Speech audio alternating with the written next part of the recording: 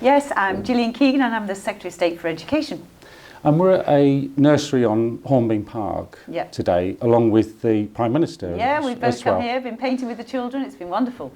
And why have you decided to come to Harrogate? Well, actually, I think probably because the Prime Minister's been in his constituency, so, on his way back. But it's actually good to go to a nursery because we want to really put a spotlight on the fact that we've got a 10-day countdown. So already across the country, there's 30 hours free childcare for 3 and 4-year-olds, and you have to apply for the code by the end of August, and about 1 in 5 haven't yet. So we want, as people are coming back from their holidays, to just remind everybody to apply for the code and to also remind them they can start using that code as of the end of the month. And is that a reminder to the nurseries then to prompt the parents, or is it more of a bit of a call to the parents themselves? Well, both, but we think the parents themselves, because they're the ones who will have to actually go on and register. So it's really just to remind the parents that there is a deadline, and if they miss that deadline, it goes through to January. So we want them to get this free childcare that they're entitled to. And childcare and nursery care is kind of a big area, and there's been so many sort of changes with the free childcare. Is it business rate relief? Some areas electing to give it. Things like the ratios as well changing. There's so many areas, and so many areas I think that maybe people don't understand. Yeah.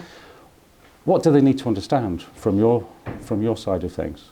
Well, the first thing is we want to make childcare more affordable and more flexible for working parents. So that's really been the big focus. So in March this year, we announced, or the Chancellor announced, the biggest expansion in free childcare in our history that's paid for by the taxpayer. So by the time it's all rolled out, it's going to be costing us about £8 billion a year, which is massive. So what we're doing at the moment is 3 and 4-year-olds have access to, working parents have access to 30 hours free childcare. More disadvantaged parents at the moment also have access to 15 hours for 2-year-olds. But what we're doing is making sure we expand from 9 months old up until your child starts school. You will get access to 30 hours free childcare during term time. And one of the criticisms of some nurseries is that up till now they've actually kind of balanced the books by, I suppose, essentially charging slightly more for the younger years to pay for the older years, and someone else saying that actually this is sort of upsetting things and causing, meaning that they won't actually be able to run a profitable business. Is that the feedback you're also getting? Yeah, I think it quite often happens if government is funding a big part of the market that you might see unusual things happen in other aspects of the market. That's why we've been doing a lot of studies of the market to make sure that when we introduce, and it's going to be introduced in phases because also we need to make sure we've got the staff and build up the workforce. But when we introduce the expansion for everybody to get 30 hours for 2-year-olds and then for 9 months to 2-year-olds, what we're doing is making sure that we've worked with businesses to understand the costs, to understand what the rates should be. So there's higher rates for 2-year-olds than 3 and 4-year-olds, and then higher rates again for those under 2s, because obviously you need more people to be looking at a smaller number of children. So we've worked with about 10,000 businesses to really understand what the costs are, so that when we bring out the rates, because we'll obviously be a huge buyer of childcare, government, to make sure that that's fair and the businesses can be successful based on the rates that we're offering. Because I'm guessing, if you view the government as a business, you're investing, is it 250 million or so in this, isn't it? It will be £8 billion. 8 billion, oh right, okay, I'm completely wrong. Yeah, 8 billion, so it's huge. I mean, it really is a huge investment. It's never been done by any government before.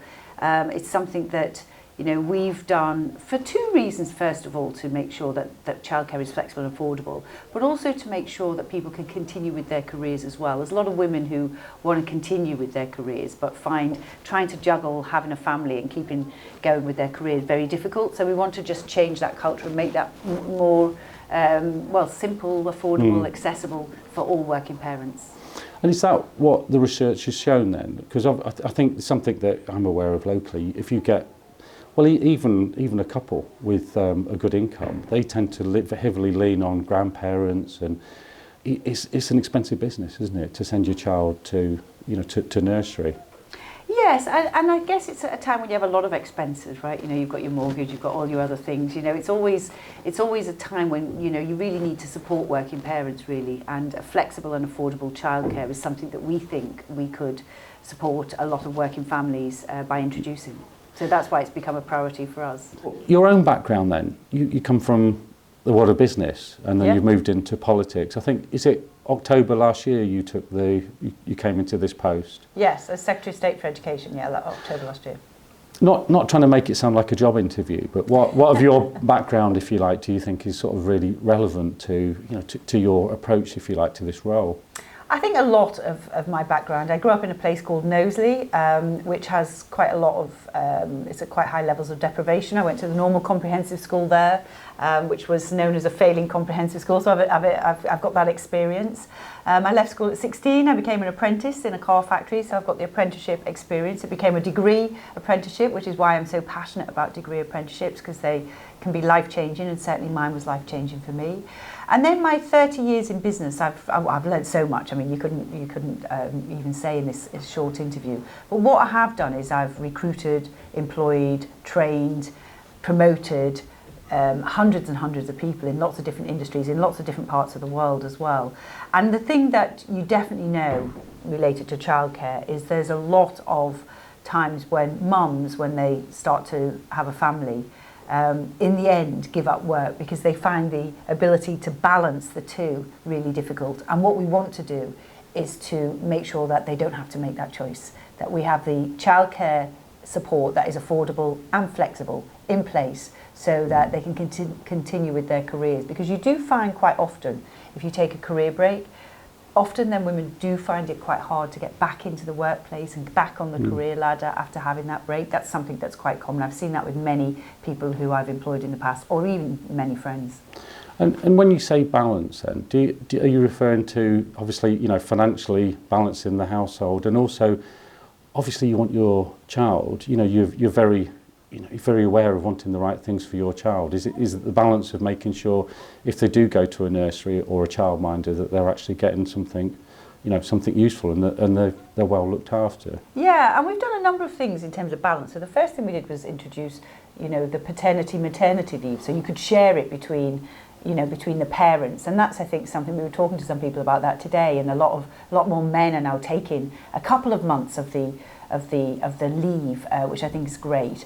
But also in terms of, you know, the stimulation you get in nurseries. I mean, you know, you come to places like this nursery here, Busy Bees, and there's lots of stimulating activities. These highly trained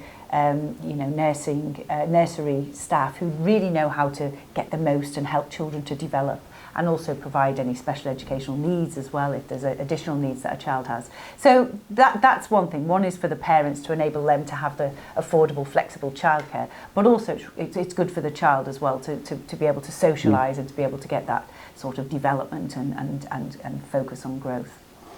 And, you know, without a doubt, childcare and nurseries have changed, you know, out of all recognition. You know, for instance, when I was in childcare many years ago, it was about just being dropped off and looked after by, I think the parents just all took turns.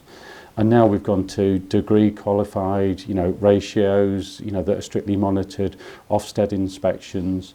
But I think one of the issues with nurseries is the recruitment of good staff. And if the free places go through, then there's going to be a bigger demand, isn't there, for staff? Are there any kind of plans? You know, you mentioned recruitment in your previous roles. Are there any plans for how nurseries can be supported through recruitment? Yes, well, we are. We're looking at lots more routes into nurseries, including more apprenticeships. In fact, there's a couple of level 3 apprentices who are training right here, right now at this nursery. And we've been looking to broaden all of those routes so that people can easily access a career and then to grow that career, because that's the other thing. Making sure that people stay in childcare and they can get the career opportunities to be able to progress within the field of childcare. So that's something that we've been very focused on. And workforce is always, you know, massively key. It's the number one thing to make sure that you can attract staff, that you can retain staff, and that you can also grow and develop staff as well. Because, you know, a happy workforce really helps for a happy work environment and also a happy nursery. Will there be any particular focus on employing men? Because I know that's something that some nurseries that I've been to that have, you know, a guy that works there, the children generally love them, particularly if it's an older grandfather kind of figure. Yeah, no, we do, and it's both young and older men as well. It's a great career. You mentioned an older guy. Maybe you know, may have sort of worked in many different areas and wants to try something completely different. Maybe got a bit of experience with his own kids, or maybe felt he missed out a bit with his own kids.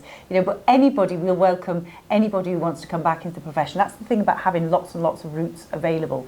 But it's the same with teaching as well, looking to get more men into teaching. Sometimes you do end up with professions that are quite male dominated or quite female dominated, and we're always looking to get greater balance. And just in a way, just talking politics, I think one of the problems can be is when, you know, you've come in with not a new scheme, but you've extended a scheme offering places, free places, there's a tendency that you then can own the whole problem. So it comes back to you to look at the recruitment, and the overheads have gone up for nurseries, like all businesses. What are you going to do about that? And there's all these other areas that suddenly are kind of come back to you. I think we need to remember that they are private businesses, profit-making businesses, so there's a balance. How do you get that balance right between, you know, the profit in a nursery versus how much support you offer from a government point of view?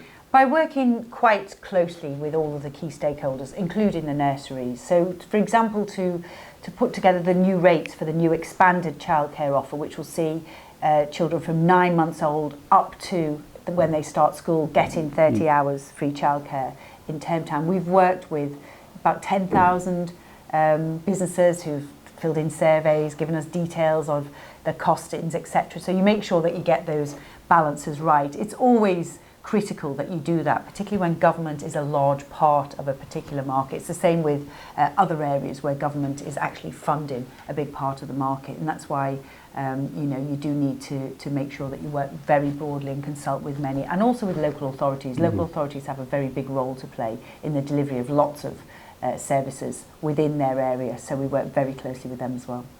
One of the issues, I suppose it's not unique to this area, is the access to special educational needs. Yes. So, you know, if you talk to nursery teachers, they'll say that they've got one, it's wrong to call them a problem child, a child that needs extra support that then tends to take a huge amount of the time. I think North Yorkshire, in fairness to it, is actually looking at providing quicker access and making sure that child then goes on to the right next step, if you like, from the right school, from the nursery. Is that an area of interest for you as well? Yeah, it's massively important. So the thing about special educational needs is the actual number of children that we can now identify with an additional need, which means if you get some more support, then it can help you overcome some learning difficulty or other difficulties you have. We've got much better at diagnosing, at spotting that, and at helpful interventions that help children overcome that. Speech and language therapy is one that is often pointed to. But of course that's meant a massive increase in demand. So what we've been working on is to make sure that we recruit more SENCOs, recruit more educational psychologists. We've invested a lot more in local authorities now. The actual bill's gone from about 5 billion to over 10 billion in just a few years. So we're spending a lot more. But we also have a special educational needs improvement plan, because we know that we're not keeping up with demand. So we need to get quicker diagnosis. We need to be able to get some of the support in place more quickly. We need to have a bit more of a standardised support so that parents know what they can expect and what they can offer. And crucially, we also need to invest in more special educational needs places. So we're investing £2.6 billion in building new schools all over the country. In fact, there's a new one in Harrogate for autism in particular, but all over the country we're building more special educational needs places, because that's another thing, that this growth in demand has meant that many of the special educational needs are 2-3 times oversubscribed. So just to finish up then, what are the key messages you'd like to get over to parents, and the key messages to nursery teachers and nursery managers or nursery owners? We're on the side of working parents. We're very focused and committed to giving the biggest increase in childcare in our country's history. We'll be working with the sector to make sure we do that correctly, so don't worry about that, and we'll be doing that in consultation with you as well. We're investing a lot more money, so it's going from £4 billion to £8 billion, and all parents will have access to affordable and flexible childcare, and it will all be rolled out by the end of it by March 2025. So some of it is coming this year, some of it's coming in March next year, September. So there's a phased rollout. So go onto the website, Childcare Choices, and first of all you'll see all the options and what's coming, which hopefully will help you balance your family life and your working life. And from the nursery owners, those that are kind of concerned about the changes coming through and running their business, what do they need to do? They need to work with us in terms of getting the rates right. We've already worked with 10,000, we're consulting on that. So the rates for 3 and 4 year olds have gone up quite considerably. The rates for 2 year olds will be higher again, almost £8 an hour, and the rates for those younger will be around about £11 an hour. So we think we've got the balance right. Look at that and look at, we'll help you to hopefully grow your business successfully. And also to work with you to grow your workforce, because the most important thing is you can't have a successful business without brilliant people. Brilliant. Thank you very much. Thank you, Tim.